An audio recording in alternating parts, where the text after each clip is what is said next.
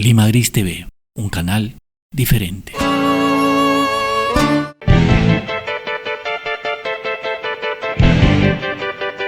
Buenas noches, soy Luis Felipe Alpaca, esto es Encuentros y llevo a ustedes por Lima Gris TV para el Perú y todo el mundo. Bueno, hoy se firmó la proclama por la democracia, ¿no? Se desarrolló en el Colegio de Médicos, ¿no? En el distrito de Miraflores, y los dos candidatos presidenciales, tanto Keiko Fujimori como Pedro Castillo, se han comprometido, pues, ¿no? Han firmado 12 compromisos concretos con respecto a sus próximos gobiernos en caso de asumirlos. Y sobre ese y otros temas, ¿no? Con respecto a la coyuntura del escenario político actual, hoy nos va a acompañar el almirante Jorge Montoya, ¿no? Virtual congresista electo. Buenas noches, almirante Montoya, gracias por acompañarnos. Encantado. Bueno, iniciando ese tema, este pacto, de alguna manera llamado pacto ético, ¿no? Porque si bien ha sido oficiada por el cardenal, la pregunta sería, más allá de lo ético, ¿qué probabilidades hay de que finalmente, por parte de los dos candidatos que salgan elegidos presidentes de la República, lo cumplan, tomando en cuenta que las inconsistencias sociales con respecto a la situación del Perú no fue cumplida por los últimos mandatarios? ¿Es un indicador, esta firma de hoy, es un indicador que va por buen camino o simplemente es parte de la democracia, parte de lo mismo, ¿no? Por llamarlo de alguna manera. No creo que sea necesario obligarle a firmar un pacto para que diga que va a cumplir lo que se supone tiene que cumplir. O sea, lo que debe cumplir un candidato a la presidencia es respetar la Constitución si es que quiere participar en un proceso de esta naturaleza, porque eso es nuestra tabla fundamental para poder guiar los caminos del país. Y de los dos candidatos hay uno que ha mentido al firmar este acuerdo, porque en sus declaraciones dice que va a llamar a una constituyente, cosa que está en contra de la Constitución. La Constitución tiene sus mecanismos para ser modificada y él no lo está aplicando, entonces ya comenzó a mentir. ¿Qué valor puede tener su firma en ese pacto? En el caso de la candidata de Fuerza Popular no tendría necesidad de firmarlo porque ella es demócrata, cumple la Constitución y no va a haber problemas a futuro. Pero en el otro caso nos estamos dejando engañar con una mentira, porque no va a cumplir lo que dice, definitivamente.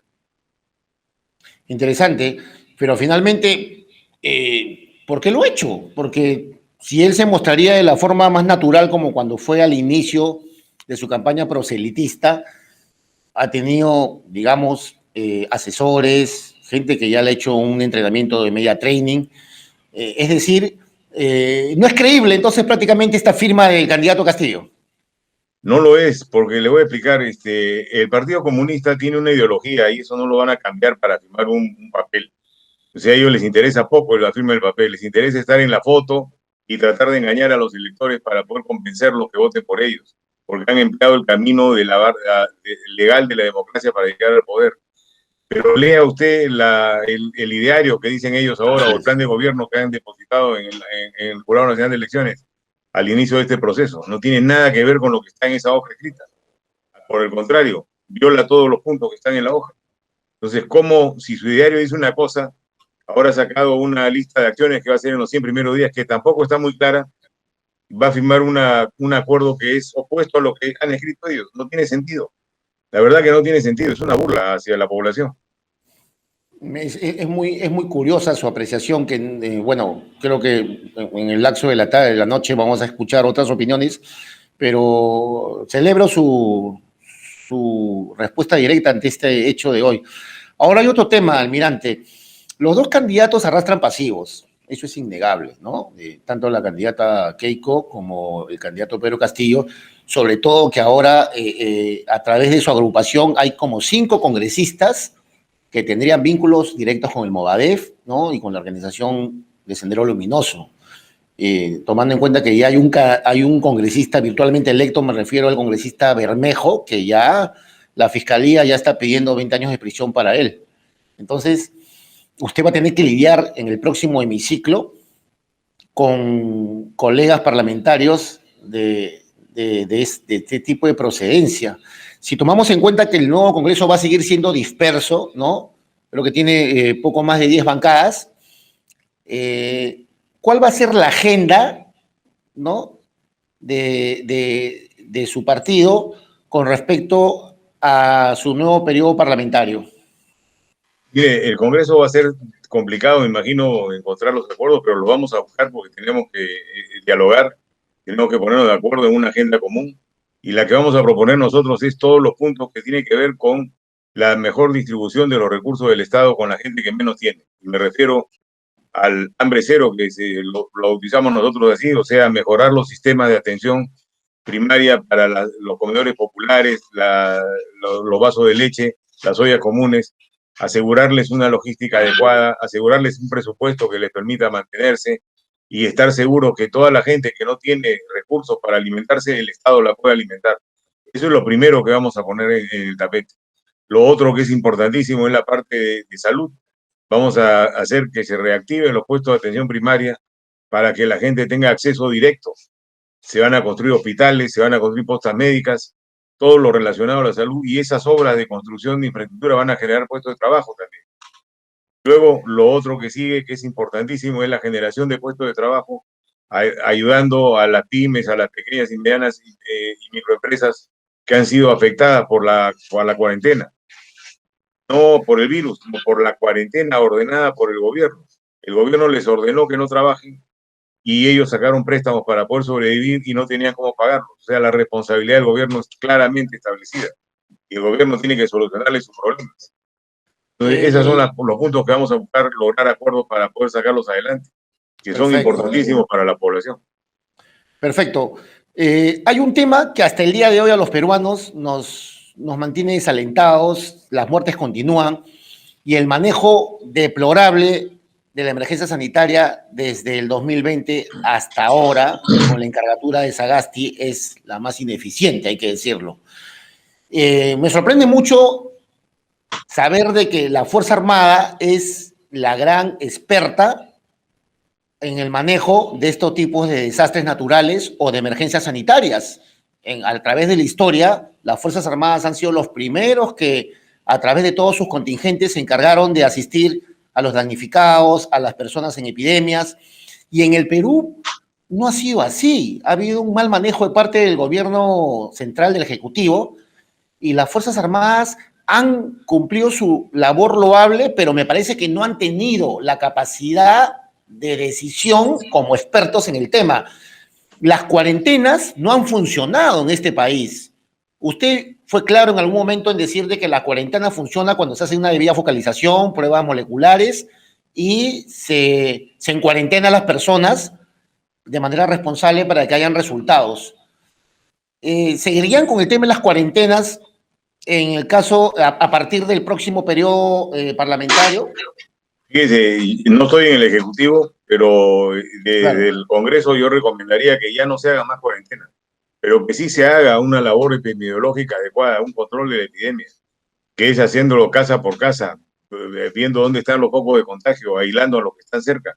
Así vamos a lograr eliminarla definitivamente.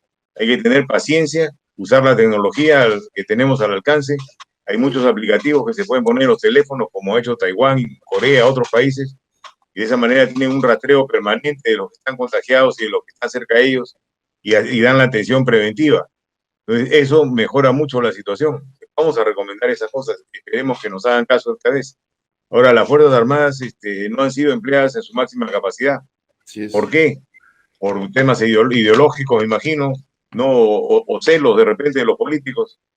En el caso de ¿cómo se llama?, de Vizcarra, las usó para cuidar la ciudad, para temas de seguridad, cuidar las colas en los mercados, pero no para lo que podían haber ayudado mucho, que era el planeamiento, el poder determinar cómo hacer frente a esta amenaza, que seguramente el resultado no hubiera sido como lo han hecho ellos, porque hay que analizar muchos puntos y muchos factores, y el único organismo en el Estado que puede hacerlo es el Comando Conjunto. Está preparado para eso, se amplía su Estado Mayor con profesionales de cualquier especialidad y se trabaja. No ha sido empleado así. Sin embargo, los trabajos que le han encomendado los han hecho bien, como siempre se trabaja en las Fuerzas Armadas y en la Policía Nacional. Entonces, hemos sido mal empleados, no ha habido decisión de gobierno para solucionar el problema, pareciera ser que querían que exista el caos Las muertes que hay en el gobierno de Vizcarra son responsabilidad del ministro de Salud y de él, porque hay negligencia metida ahí al medio. No prever lo de las plantas de oxígeno, mantenerse pidiendo oxígeno al 99% al inicio de la pandemia, cuando sabían perfectamente que no era necesario. ¿Cuánta gente ha muerto por esas negligencias? Por llamarlo de alguna forma. Porque para mí son actos irresponsables totalmente. Igual no han previsto lo de las camas UCI a tiempo. No han construido hospitales, han gastado plata en carpas y han tenido tiempo suficiente como para hacer ampliaciones en los hospitales que consideraban que debían tenerlas. Hubiera sido más rentable tener una construcción definitiva que tener una temporal que tiene que pagarse y luego desaparece. Ha habido un mal manejo definitivamente. Vamos a exigir rendición de cuentas definitivamente del Congreso. Pero, almirante, precisamente ha mencionado todo el desgobierno que ha habido con respecto, todas las omisiones con respecto a la emergencia sanitaria. Está de más repetirlo, falta de plantas de oxígeno, falta de pruebas moleculares, contratos extraños de vacunas chinas, el caso vacuna gay, que el gobierno de Sagasti, a través del informe Carbone, nos ha dejado en la nebulosa con esas 1.200 dosis que no sabemos para quién fueron. Es decir, la impunidad va a seguir reinando. Se puede impulsar desde el Congreso una nueva comisión de la verdad, una comisión especial para que esto no quede impune, porque no se trata de borrón y cuenta nueva. O sea, ¿qué precedente va a quedar para los peruanos que escuchamos una lucha frontal contra la corrupción? El propio ex candidato López Aliaga siempre salía con ese caballito de batalla de la lucha frontal contra la corrupción. ¿Qué va a impulsar Renovación Popular desde el Parlamento con respecto a este mal manejo de la pandemia que incluso puede llegar a responsabilidades penales?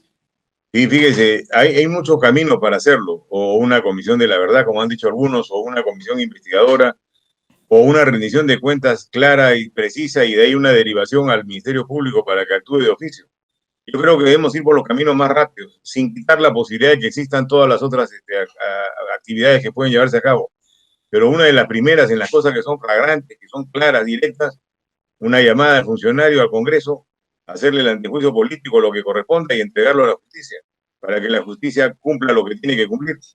El Ministerio Público se comience a limpiar de esa careta política que tiene puesta hasta ahora, que se vea que realmente es un ente imparcial, que no obedece a la directiva política de Vizcarra, como ha estado haciéndolo hasta ahora. Tenemos que cambiar radicalmente, porque si no, no vamos a salir de la situación en que nos encontramos. Hay que aprender a decir la verdad. Los políticos tienen que decir lo que piensan, no ocultarse ni cambiar sus intenciones. Eso se lo recomiendo a los partidos, a los partidarios del profesor y de Cerrón, que paran cambiando todos los días cuál es su versión. Quieren confundir. No confundan. Sean honestos y digan lo que son y lo que piensan y qué es lo que quieren hacer, para que la población no se deje engañar. Ellos quieren anular la Constitución, armar una constituyente, paralizar el país, hacer que las inversiones se retiren, que el dólar se vaya a las nubes y destrozar la economía. ¿Para qué? Para el provecho de algunos cuantos de la cúpula y de todos los interesados seguramente en ambiciones personales que están plegándose a ese grupo. Hay ahorita en estos momentos, el último fin de semana, el candidato Castillo ha lanzado nuevos integrantes de su equipo técnico, ¿no? O sea, es decir, parece que fuera una especie de reciclaje, ¿no? Más allá de la agrupación Juntos por el Perú de Verónica Mendoza y de Frente Amplio, también algunos de Partido Morado. Por ejemplo, hay un candidato, ¿no? Me refiero a Hernando Ceballos, que fue congresista, recordemos, del Frente Amplio en el Congreso disuelto. Este señor se va a encargar, al parecer, de todos los temas que tengan que ver con salud, ¿no? Pandemia, etcétera. Pero recordemos que este excongresista, en 2018, antes de que salga la ley que impide a los sentenciados por subversión o terrorismo o apología al terrorismo prestar servicios o trabajar para el Estado, antes de que salga esta ley, que fue en junio de 2018, este congresista muy orondo dio declaraciones diciendo de que Osman Morote podría trabajar en el Estado y se le podría acomodar en un área donde no representa un peligro. ¿Qué opinión le merece, por ejemplo, personajes como este que ya se ha integrado a la plancha de Pedro Castillo? Son opiniones inaceptables, ¿no? O sea, el que ha cometido un delito de terrorismo no puede participar de la labor del Estado, porque ha sido parte y cómplice de los asesinatos masivos que han cometido. El terrorismo fue lo peor que nos pudo pasar y ya lo eliminamos. Lo que falló fue la ley para mantenerlos presos de por vida, que así debió ser. El terrorista no se arrepiente, continúa en el mismo camino. No he visto ninguno arrepentido. Entonces, eso es inaceptable y por eso he propuesto sacar una norma que impida que esta gente pueda volver a sentarse en el Congreso. La democracia tiene que defenderse. Las normas tenemos que perfeccionarlas para evitar llegar a la situación en que estamos actualmente. ¿No? O sea, no, todas las personas que han cometido algún delito y han cumplido sentencia por violación, por narcotráfico, por corrupción, terrorismo, no deberían acercarse a ninguna entidad del Estado, y menos al Congreso de la República.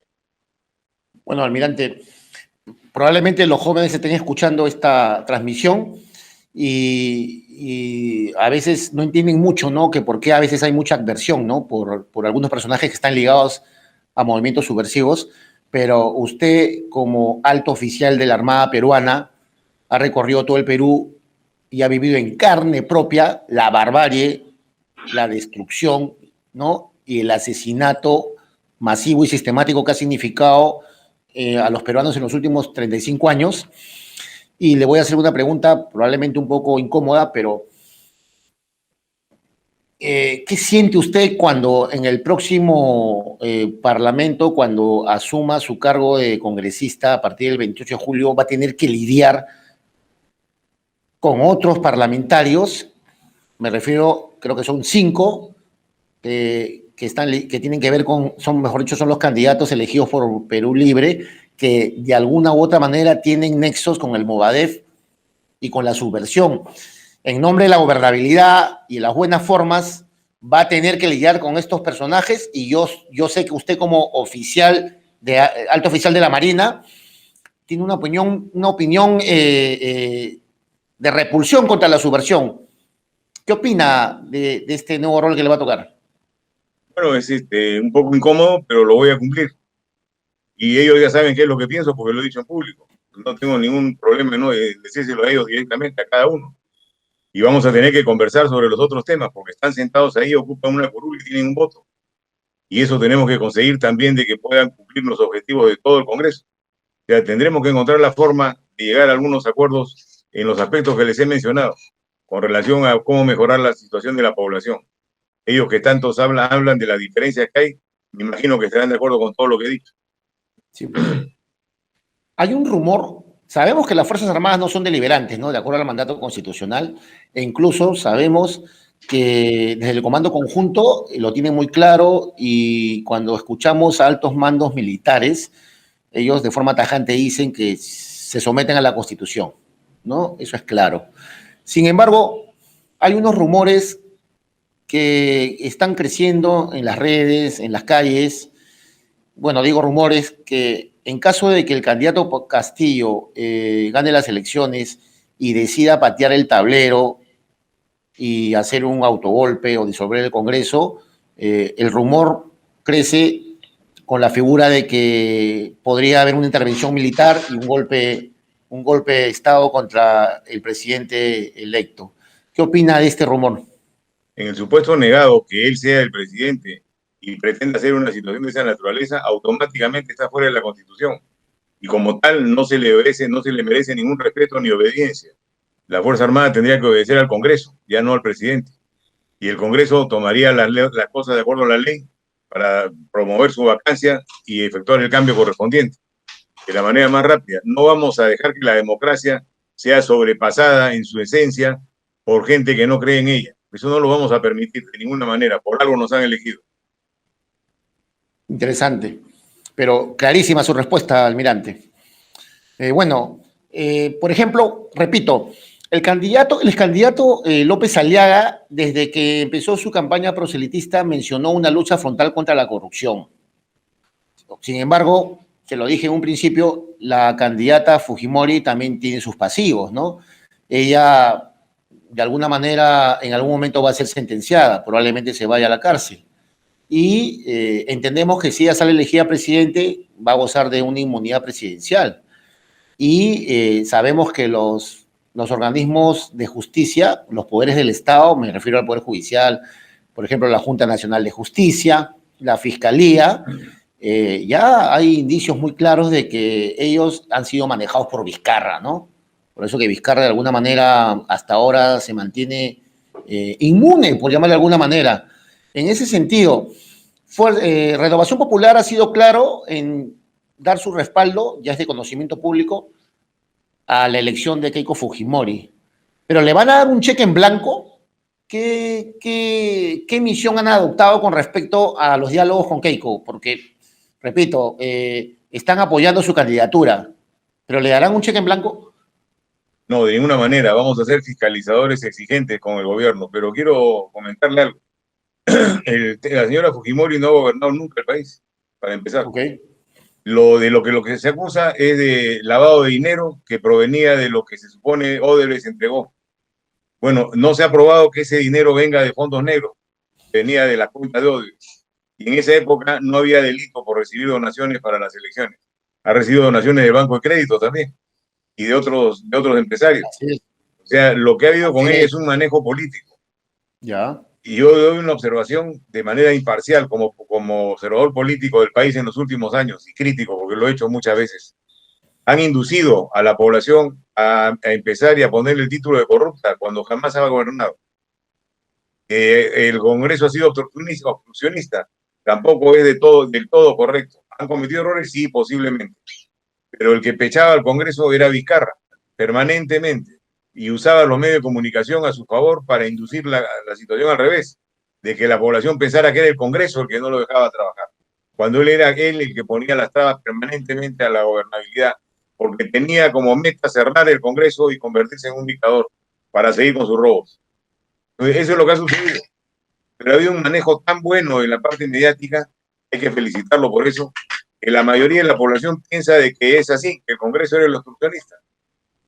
No fue así, la historia lo dirá, cuando lo analicen con frialdad y más lejos. Usted menciona de que Keiko Fujimori definitivamente no ha sido funcionaria pública, no ha gobernado el país. Bueno, llegó a ser congresista, pero no ha gobernado el país. No ha manejado dinero.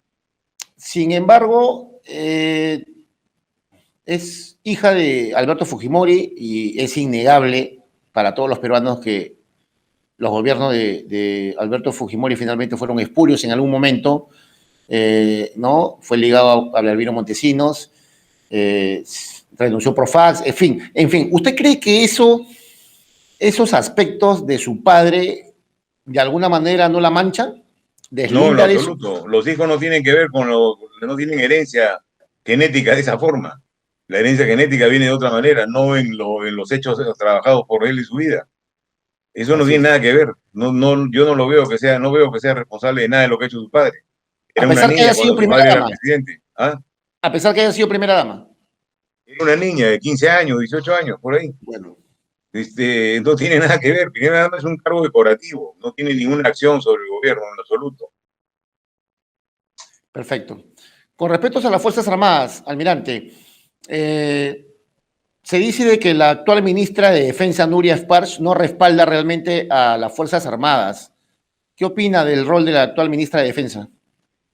Bueno, no lo he seguido, le soy sincero al detalle. Sí he visto algunas acciones medias extrañas, como que, por ejemplo, han prohibido que las organizaciones de retirados empleen los escudos de su institución que los identifican, que me parecen medidas realmente mal dadas, pero que han debido ser frenadas por las mismas instituciones. Entonces, su sesgo parece que es un poco caviar, ¿no? Y más allá de eso, no le podría dar más críticas al respecto, porque muchas de estas cosas los responsables son las mismas Fuerzas Armadas. Las Fuerzas Armadas son independientes, obedecen constitucionalmente al presidente de la República y se rigen por sus propias normas y leyes. Los ministros son una especie de intermediarios entre el gobierno, el sector político y la Fuerza Armada. Ellas son en sí mismas responsables por lo que hacen o dejan de hacer o permiten que les hagan.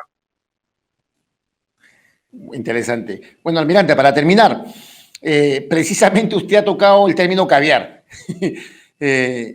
Recordemos que López Aliaga también, ¿no? Iba con todo cuando se presentaba en los medios, en las entrevistas, y mencionaba de la forma más frontal de que los últimos gobiernos han sido tomados por la caviarada, ¿no? Entonces, y la caviarada, usted se refiere, usted en un momento dado habla de que el marxismo y el comunismo destruye un Estado, ¿no? Pero en este caso la caviarada ha mamado el Estado en los últimos 20 años. Y López Aliaga mencionó de que quería luchar contra esa, de alguna manera, mafia, ¿no? Y ahora estamos viendo incluso en la candidatura de Pedro Castillo que se quieren trepar, algunos personajes, miembros de la caviarada, se quieren trepar a la opción de Perú Libre, ¿no? Y quieren reinventarse.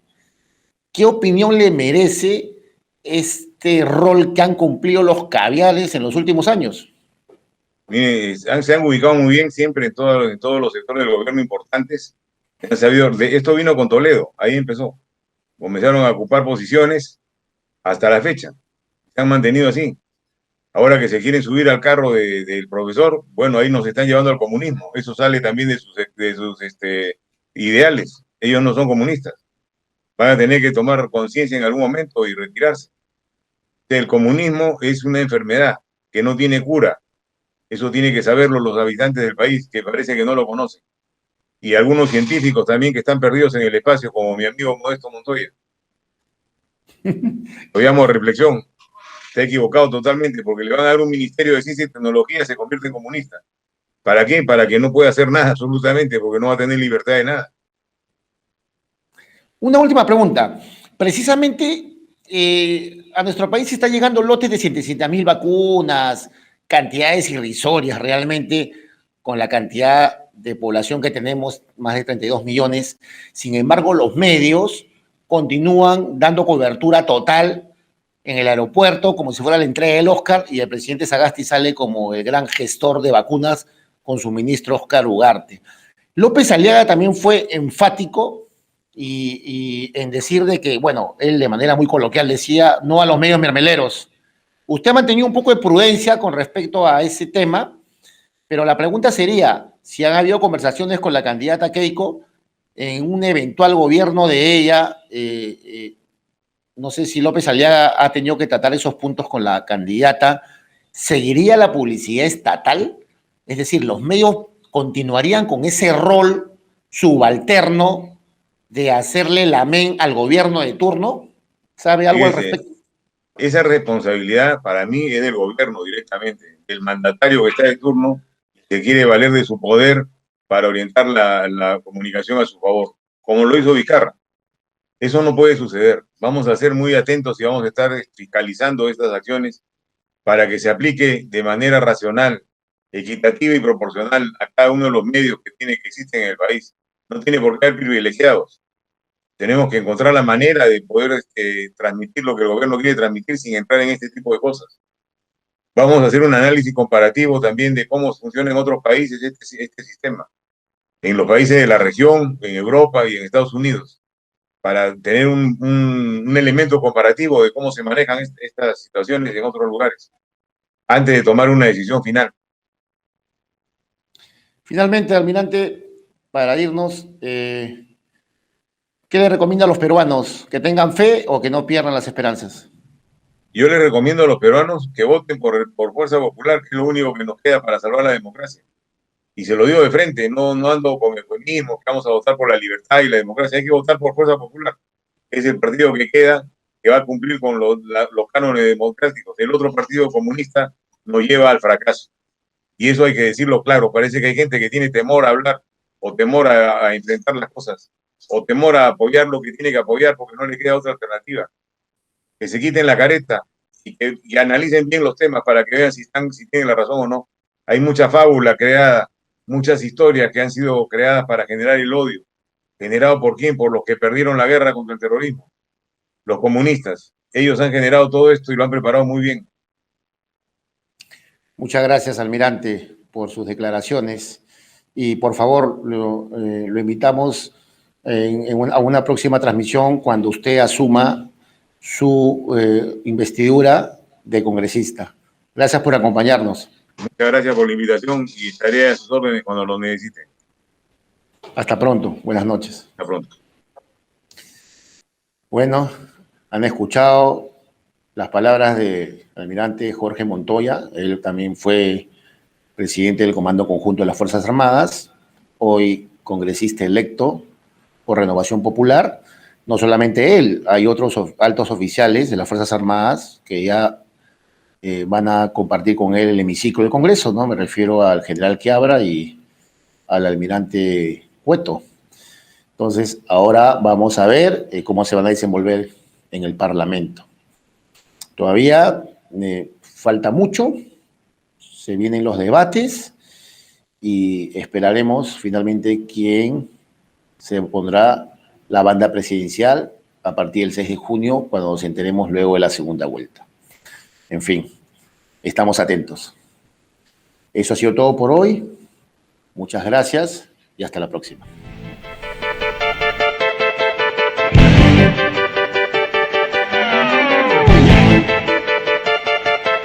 Lima Gris TV, un canal diferente.